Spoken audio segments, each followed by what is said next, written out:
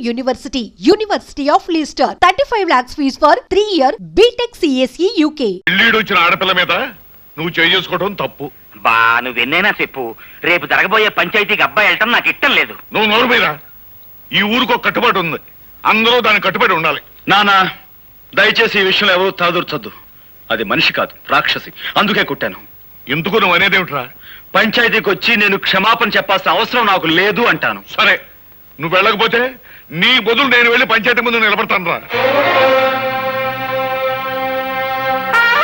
అమాయకమైన ఈ గ్రామ ప్రజానీకానికి ఈ ఆముదారాశ్రయ దండాలు దండాలు. ఇంత ఘోరంగా దారుణంగా జరిగిపోన సంఘటన మొత్తం ప్రజానీకానికంతా తెలుసు. కానీ నా మీద లేనిపోని నేరాలు మోపాలని పెద్ద డ్రామా యాక్టింగ్ చేసేస్తున్నాడు ఈ హార్మోనియం పెట్టిగాడు. జరిగిన ఈ సండాలపు విషయాన్ని పోలీస్ కేసుగా నమోదు చేసేసి ఈ డుక్కు నయాల్ని ఏ కీలు కా కీలు, ఏ జాయింట్ కా జాయింట్ తీసేయగలరు. కానీ మీకేమాని కొన్ని కట్టుబాట్లున్నాయని, ఎవళ్ళు తగులు ఆళ్లే సెటిల్మెంట్ చేసేసుకుంటారని నాకు అండర్స్టాండింగ్ అయిపోనాది. కనుక వద్దు వద్దని అబ్బాయి ఎంత మొత్తుకుంటున్నాయనకుండా నువ్వే తీసుకొచ్చావు ఈ పంచాయతీకి. ఈ తతంగం సొత్తుంటే వాళ్ళు కావాలని పన్నిన పన్నాగంలా ఉంది. నేను చూడలేని ఘోరాన్ని, నువ్వే చూసుకో. ఇన్స్పెక్టర్ గారు, పియాతి పియమైన నా గ్రామ ప్రజలారా, ఇందులో ఇరుక్కుంది ఆడు కూతురు ఈడి కూతురు కాదు, నా కూతురు, నా కన్న కూతురు. ఈ కేసు తాలూకు తీర్పు పోలీస్ స్టేషన్ 4 గోళ్ల మధ్యలో జరగకూడదని ఈ ఇన్స్పెక్టర్ గారు ఒప్పుకున్నందుకు గాను దీని తాలూకు తీర్పు ఈ గ్రామం నడిబొడ్డులో ఈ రచ్చబండ మీద ఈ ప్రజలందరి ముందు ప్రజలే తీర్పు చెప్పాలని అందరినీ కోరుకుంటూ నేను కూడా కూరుకుంటున్నాను. ఎప్పుడూ తీర్పు చెప్పేది మీరే కదా, కానివ్వండి. నిజమేననుకో, తగు మా అమ్మాయికి సంబంధించింది కదా. మీ నిజాయితీ మీద మాకు నమ్మకం ఉంది, మీరే తీర్పు చెప్పండి. ఈ ఊళ్ళో ఉన్న ఆడపిల్లలందరూ నా సొంత కూతుళ్ళు లాంటి వాళ్ళు. ఒక ఆడపిల్లని మానభంగం చెయ్యబోయాడు అంటే అది ఘోరమైన నేరం. దానికి నేనిచ్చే తీర్పు మా అమ్మాయి చేత 100 కొరడా దెబ్బలు తింటమో, లేక మా అమ్మాయి కాళ్ళ మీద పడి దండబెట్టి క్షమించు అని 3 సార్లు పేదయ్య పట్టం. నేను ఏ తప్పు చేయలేదు. చెయ్యని తప్పుకు ప్రాణం పోయినా క్షమాపణ కోరను.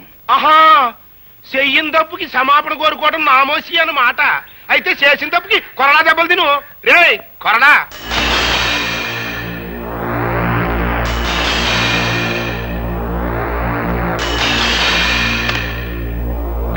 అది కట్టేట్రా.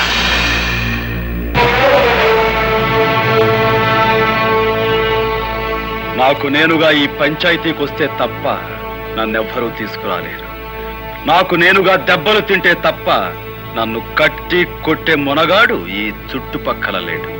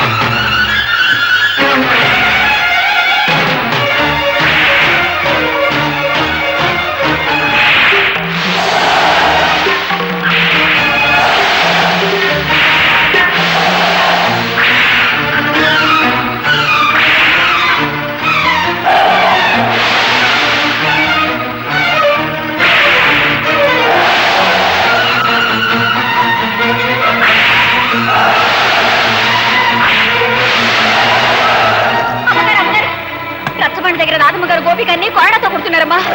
తొందరగా కదా.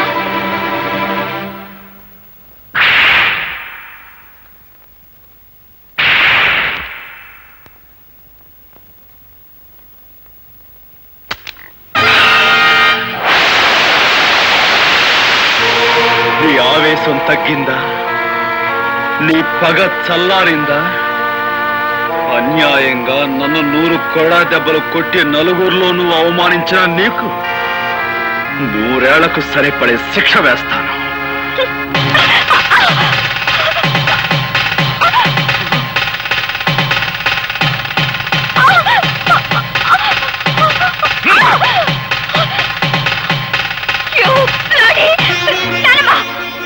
తప్పమ్మా, నీ పెళ్లి జరిగిపోయింది.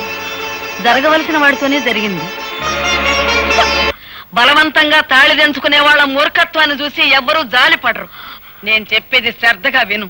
ఆ తర్వాత మెళ్ళో తాళి ఉంచుకుంటావో తెంచుకుంటావో నీ ఇష్టం.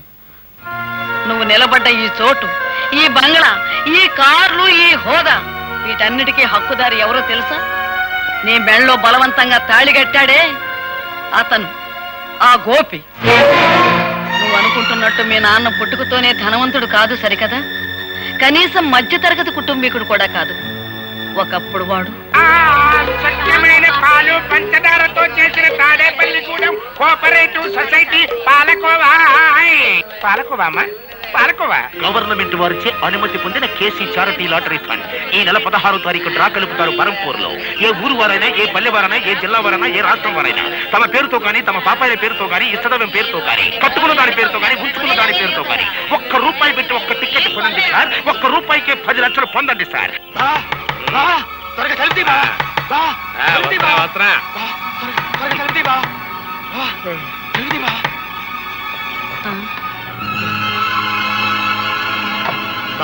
నేను వద్దంటుంది కొద్దీ నాకు టికెట్ అంట కట్టావా? తీరా పేపర్లో చూసేసరికి దానికి ఫస్ట్ ప్రైజ్ వచ్చింది బావా. 10 లక్షలే? అదే కంగారుగా ఉంది బావా. టికెట్ మార్చుకునే లోపల ఎవరికైనా తెలిస్తే ఏం ప్రమాదం ముంచుకొస్తుందోనని భయంతో కంగారు పడి నిద్ర పట్టుకుని సలహా కోసం పరిగెత్తుకొచ్చాను బావా.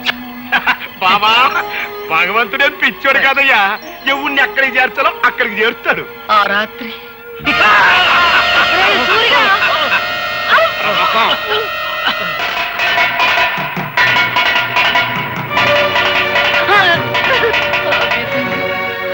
నా కూతురు బిడ్డను నిర్దాక్షిణ్యంగా విధికి వదిలేయాల్సి వచ్చింది. ఆ లాటరీ టికెట్ మార్చుకుని మీ నాన్న లక్షాధికారి అయ్యాడు. ఇదిగో బాబు. ఇది ఉంచండి. ఎందుకు బాబు? మళ్ళీ నా చేతికి డబ్బందిన తర్వాత విడిపించి తీసుకెళ్తానమ్మా. తాకట్ట? అదేమిటి బాబు? లేదమ్మా, నా తృప్తి కోసం. వస్తానమ్మా. మంచిది బాబు.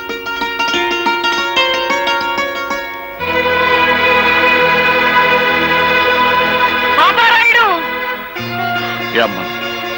పాపారాయుడు, నిజం చెప్పు. ఈ గొలుసు నీది కాదని నాకు తెలుసు. ఇది ఎక్కడ దొరికింది? ఎలా దొరికింది? నా బిడ్డ బ్రతకటానికి డబ్బిచ్చారు గనక నిజం చెప్తున్నానమ్మా. 4 ఏళ్ల క్రితం ఒక రోజు రాత్రి ఒక కుర్రాడు ఏడుస్తూ నాకు కనిపించాడు. ఇంత రాత్రి కాదు ఇక్కడ ఏడుస్తున్నాడు? ఎవరి కుర్రాడు? వాడు నా కూతురు బిడ్డరా. ప్రేమతో అన్ని కనుక ఇంటికి తీసుకొచ్చావా, నీ అల్లుణ్ణి సంపి మొసలికేసినట్టు ఆన్ని కూడా వేసేస్తా. జాగ్రత్త. ఆడు పరమ కషాయ మడిసిలా ఉన్నాడు. ఓ పని చేద్దాం, అబ్బాయిని మనమే పెంచుకుందాం. నువ్వు అన్నదే కరెక్ట్. వెళ్దాం పదా. చెప్తా పదా. అతను చెప్పిన దాన్ని బట్టి నా మనవడు బ్రతికున్నాడన్న సంగతి నేను తెలుసుకున్నాను. ఆ తర్వాత ఇంకొక సంగతి కూడా తెలిసింది. మన ఇంట్లో పని మనిషితో మీ నాన్న సంబంధం పెట్టుకున్నాడని, ఆవిడ ఒక బిడ్డని కని ఆసుపత్రిలో ఉందని నాకు తెలిసింది. మీ కుటుంబానికి, మీ హోదాకి నేను తగనని తెలుసమ్మా. కానీ నేను చేసిన తప్పుకు నా కన్న బిడ్డను అనాథం చేయకండమ్మా.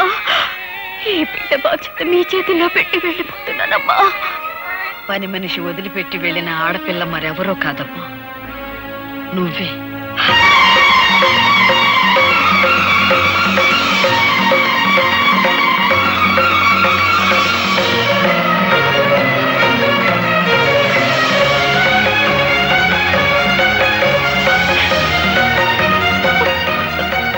నానమ్మా? అవునమ్మా, నువ్వే. ఎప్పుడు చెప్పు? దైవ నిర్ణయం వల్ల నీ బావ నీ మెళ్ళో బలవంతంగా కట్టిన ఈ తాళిబొట్టు ఉంచుకుంటావో తెంచుకుంటావో నువ్వే నిర్ణయించు. మీ నాన్న అర్జెంటుగా నీకు పెళ్లి చేయాలని ఏర్పాట్లు చేస్తున్నాడు. వాడికి తెలియకూడదని నిన్ను ఈ ఇంటికి తీసుకొచ్చి ఈ సంగతి చెప్పాను. సరైన సమయంలో సరైన నిర్ణయం తీసుకోకపోతే మిగిలిన బ్రతుకులో ఏదీ సరిగ్గా ఉండదమ్మా. ఆలోచించుకో.